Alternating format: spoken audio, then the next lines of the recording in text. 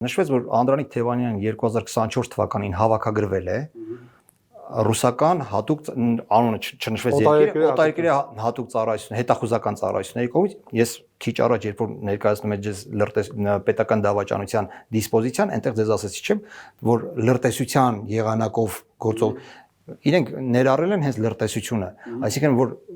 Անդրանիկ Թևանյանը ոչ թե համագործակցել է օտարերկրյա պետության հետ, այլ հենց հետախուզական ծառայությունների հետ է համագործակցել։ Այսինքն դերասացի պես ստորագրել է,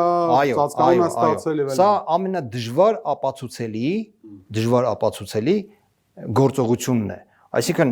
որպեսզի դու ասես ինքը 24 թվականին համագործակցել է օտարերկրյա հետախուզական ծառայության հետ, դու պետք է ցարակշիռ ապացույց ունենաս, դու պետք է ունենաս իր ձեռքի ստորագրությունը, որ տվել է, կամ պետք է ունենաս այլ ծանր վկայություն կամ ինչ-որ մի տվել, որ իսկապես նա համագործակցում է հետախուզական ծառայություն։ Ունեն թե չունեն, ես չգիտեմ, չեմ կարող, բայց ուզում եմ դուք եւ ձեր ունկնդիրները իմանաք, որ այդպիսի տվյալ պետք է ունենան նման հրապարակում անելու համար։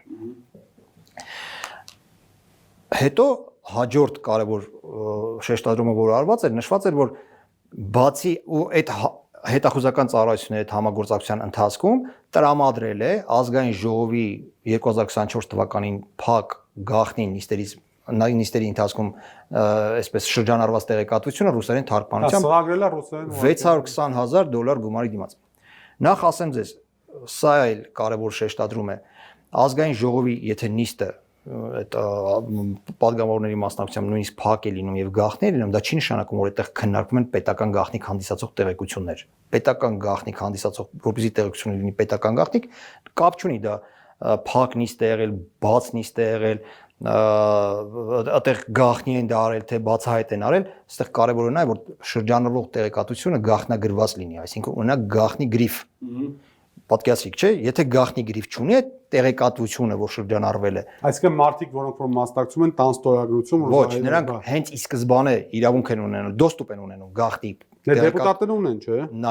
Նայած, ովքեր որ ունեն, ովքեր որ չունեն։ Հիմա ես ուզում եմ Այսինքն եթե դեպուտատը by default չի, ինքնըստինքյան չի։ Որքան ես գիտեմ, առանձին գաղտնիության հետ կապված իրենց պրոցեդուրա կա եւ իրենք անցնելուց հետո նոր ստանում են այդ դոստուպ, այդ թույլտվությունը։ Հիմա ուզում եմ ասեմ, միայն այն որ փակ ա եղել նիստը եւ միայն այն որ գաղտնի ա եղել, դա չի նշանակում որ քննարկված հարցերը պետական հանդիսանում են պետական գաղտնիք։ Պետական գաղտնիք կարա հանդիսանա, եթե նախապես գաղտնի գրիֆի տակ են եղել։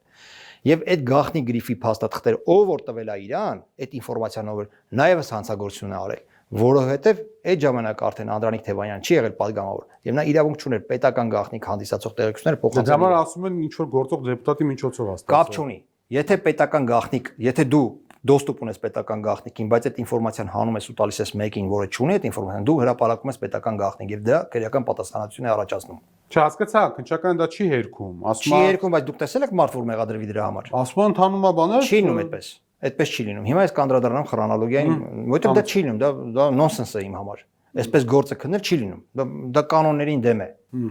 Դե կանոն կանոն չկա այդպիսի կանոններ։ Դա նշանակում է, շատ ավելի շատ խոսում են այն մասին, որ գործը չեմ ուզում կատեգորիկ այդպիսի գնահատական տալ, որտեղ ես հարգում եմ իմ գործընկերների աշխատանքը, բայց դա շատ մոտ է գործը այսպես շինծու լինելուն,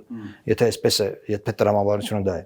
Տեսեք, ես ձեզ ասեցի այդ երկու կարևոր հանգամանքների մասին, այսինքն իրենք պետք է քննիչները պետք է կարողանան հիմնավորեն, որ իսկապես Անդրանիկ Թևանյանը հետախուզական օտարերկրյա հետախուզական մարմնի հետ է համագործակցել 24 թվականին, որը շատ դժվար է, պրակտիկայից ելնելով եմ դա ասում, եւ երկրորդը այն, որ պետական գաղտնիք հանդիսացող այդ տեղեկությունները ինչ որ փոխանցվել են իրեն եւ ինքը տվել է ռուսներին, որովհետեւ ռուսներին ինֆորմացիա տալը կամ ամերիկացիներին ինֆորմացիա տալը սովորական ոչ պետական գաղտնիք, ոչ հատուկ ծառայություններին, այլ օրինակ միջազգային որևէ կառույցի կամ ինչ որ չգիտեմ պետական մի հատ մարմնի, դա հանցագործություն չի։ Ասենք չգիտեմ, էքսպերտային հանդիպման ժամանակ ինչ որ Իհարկե, դա տենց որ լինի ոչ մեկի չպիտի շփվի։ Դե Տիոնեսյան Դանելին ասեք, էլի սա։ Ինքն էլ գիտի։ Հանգիստ եղեք, ինքը դա լավ գիտի։ Ուրեմն արդեն պատկերացրիք իմ ասածը։ Հիմա ես ուզում եմ կոնկրետ արդեն գործի հանգամանքներին անդրադառնալ։ Ես խոսել եմ նաև իմ ավագ գործընկերների հետ, ովքեր ավելի մեծ աշխատանքային փորձ ունեն, քան ես։ Ես մեր ծառայությունում աշխատել եմ 22 տարի, բայց մարդիկ կան, որ հատկապես օպերատիվ ստորաբաժանումն ավելի երկար են աշխատել։ Սա աննախադեպ էր, իսկապես աննախադեպ էր բռնելու մեր լեզվով ասած ռեալիզացիայի տարբերակը, ընտրված է ճանապարհը, ռեալիզացիա, այսինքն իրացման ճանապարհը։ Տեսեք, Եթե դուք ինֆորմացիա ստացել եք 2024 թվականի հետ կապված, որ այս մարդը հավաքագրվել է ու աշխատում է, ինչ է գնում ռեալիզացիայի, այսինքն իրացման 2026 թվականին այս նախընտրական այս փուլում։ Դե կարամ պատասխանեմ այդ հարցին։ Քաղաքական բան կար, այսինքն երբեք Հայաստանում ռուսական հատուկ ծառայությունների հետ հակերված գործակալ չի բանալել, ձերբակալվել, ռուսները բարեկամ երկիր են տված, չեն ուզեցել ջղայնացնել։ Դուք այդպեսի դուք սիրողական մակարդակի մեկնաբանություն։ Բնականաբար, չէ, այդպես չի։ Եթե կա պետական դավաճան, որ լրտեսության ձևով համագործը, դու իրավունք չունես չկասեցնես նրան։ Եվ այդպես ձեր ասած պատճառներով թողես մարդը աշխատի քո դեմ։ Ինչ անշանակում 2 տարի թողես մարդը աշխատի, այդպես ո՞նց կլինի։ Պետք չի լինում։ Դու պետք է իրան վնասազերծես կամ գոնե չլինի, ասես ես գիտեմ քո մասին։ Բայց Անդրանիկ Թևանյանի վարքագծից մենք չենք տեսնում, որ ինքը իր վրա փորձել են ազդեն կամ մարդը մտել է ակտիվ քաղաքականություն ամենասուրբ քննադատական, այսպես ասած, մտքերով հանդես գալով մեր քաղաքական գործիչներից։ Այսինքն առաջի խնդիրը, ինչու եք հիմա գնում իրացման, ինչու եք հիմա ռեալիզացնում։ Լավ, ընդունենք հիմա այդ տվյալները ավելի հասունացել, ապացույցները ձեռբել, բայց ասում են 24 թվականին այդ տեղեկությունները փոխանցվել ռուսներին, այդ որ ասում էին, այդ ում որ հասցեատերն ա եղել։ Դա երկրորդ հարցը, ինչի հիմա։ Բնականաբար բոլորս հասկանում ենք, որովհետև քաղաքական process-ներ են գնում, որովհետև Բարգավաճ Հայաստան կուսակցությունը համենայնդեպս իմ կարծիքով բավականին արդյունավետ քարոզարշավ է անցկացնում եւ տեսնում ենք, որ ժամանակ շատերի դինամիկան դրական է իրենց ռեյտինգի ավելացման պահով։ Երկրորդը բռնելու է հանգամանքները, որը լրիվ արտառոց է, լրիվ անընդունելի է մասնագիտական շրջանակներում։ Ինչ է նշանակում երկրի ղեկավարը այդ մասին նախապես հայտարարություն անի, մի հատ անոնս տա,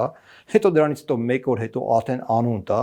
մարդը դրանից հետո իր համար շրջի, այսինքն ուղիղ այն մարդը ում վերաբերել այդ հայտարարությունն արում է, ով որ կասկածվում է պետական դավաճանության մեջ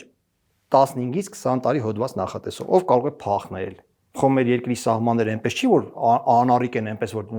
սահմանն է հիմա բազմաթիվ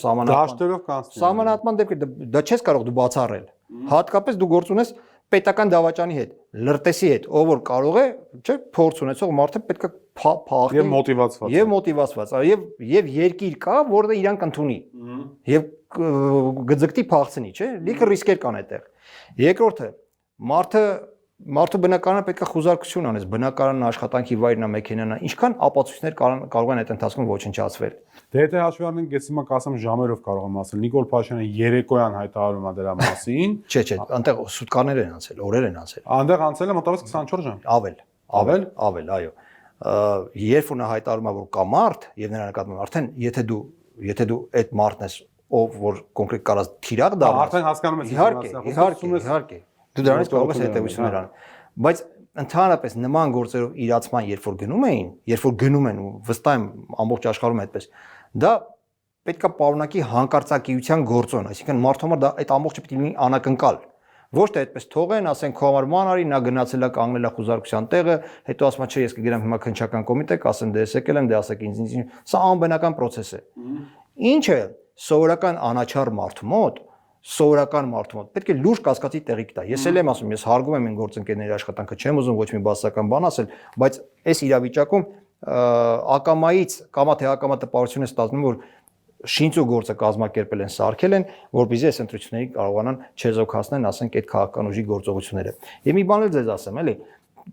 ես պատահական չասեցի 90 դեպքի մասին հրապարակումներ են եղել, որից մոտավորապես 30-ը հենց վերաբերվել են պետական դավաճանությանը, լրտեսությանը։